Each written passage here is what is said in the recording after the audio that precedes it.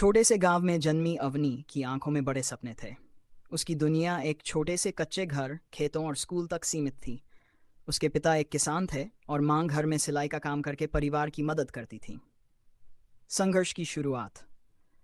अवनी का स्कूल गांव में था, लेकिन वहां अच्छी शिक्षा और संसाधनों की कमी थी।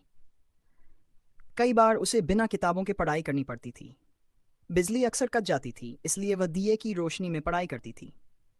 गांव के लोग कहते थे, लड़कियों को ज्यादा पढ़ाने का क्या फायदा। लेकिन अवनी की मां ने हमेशा उसका साथ दिया। सपनों की उड़ान।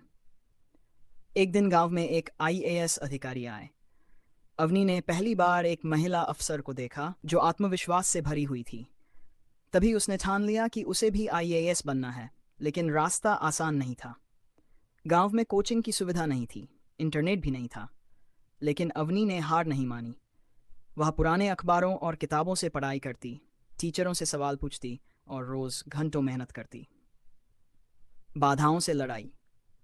12वीं के बाद जब उसने दिल्ली जाकर यूपीएसएससी की तैयारी करने की इच्छा जताई तो परिवार की आर्थिक स्थिति आड़े आई। लेकिन उसकी मां ने अपनी सोने की चूड़ियां बेच दी ताकि अवनी की पढ़ाई का खर्च निकल सके।